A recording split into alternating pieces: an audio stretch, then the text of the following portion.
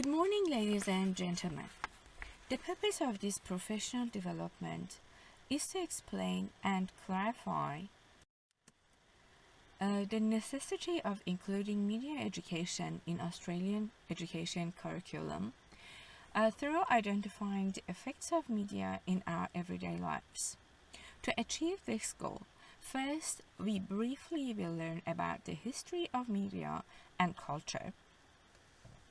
And secondly, we will study the effects of media and popular culture in our everyday lives and in the lives of our young people, our future generation, which will lead us to the reason why media education is crucial in the 21st century in our classrooms and in our schools.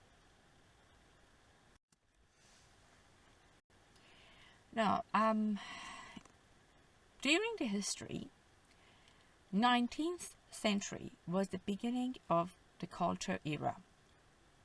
During the 19th century, the term culture, in the sense that we now mean and use, first was used, and then respectively, art products like Shakespeare and opera were classified as high culture, and its customers were the elite group of society, whereas other types of art or cultural products such as newspaper or country music was classified as low culture or mass culture.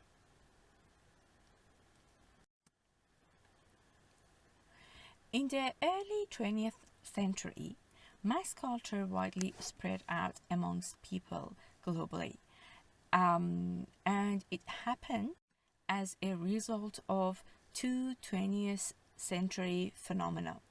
First, the developing technologies, which made the communication accessible and easy through media like newspapers, TV, cinemas, and so on. And second, the universal compulsory education policy, which equipped people with skills to read, write, and use the media.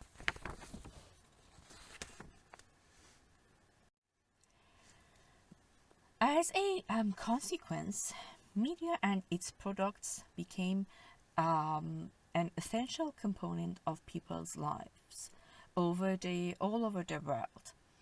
And since media products were produced and controlled by limited number of people who, were and still are the powerful politicians and rich businessmen, their desires, decisions, and beliefs have been influencing every aspect of people's everyday lives. For example, nowadays you cannot see a single advertisement about smoking on a TV or on a newspaper. There was a time that smoking was vastly advertised through social media, and it was advertised in movies, in documentaries, in advertisements, and in all of the advertisements, the person who was smoking was healthy, young, beautiful, confident, successful, strong, or rich. So many young people started smoking in that era. It was all of the desire and the decision of the owners of this business, of this smoking business, because they wanted people to smoke, and they wanted to earn money. So they used their powers even to publish or produce movies in which even like GPs and surgeons and doctors smoked, and they were happy and healthy, and they were quite successful. So this is just an example of how a media and its product can affect and influence even an important part of our life, our health. And through this process, media has become very, very important and influential in young people's lives.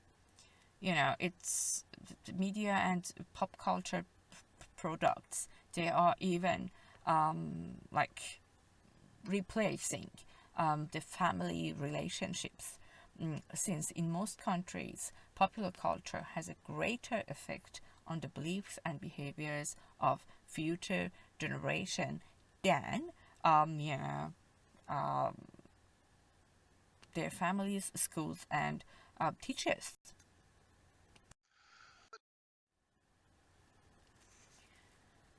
So if we continue watching, it goes on and on, as you see. And it is it caused asylum seekers and refugees. They are the topics that cause moral panics in periods of times. Now, what is the consequence of these kind of news on education system? Well, a student from non-Anglo-Australian backgrounds, they have been bullied and racist abused, and consequently they felt that they are not a part of community, so they feel a sense of being othered. Also, they lose desire to attend the school, they hate school, and they suffer from psychological effects. So as a conclusion, well, media education in the 21st century is as essential and required as English, science, and mathematics education. We as teachers who play a profound role in educating the future generations need to make sure that we bring up a generation who thinks critically and makes decisions by wisdom and true knowledge. Thank you for your attention.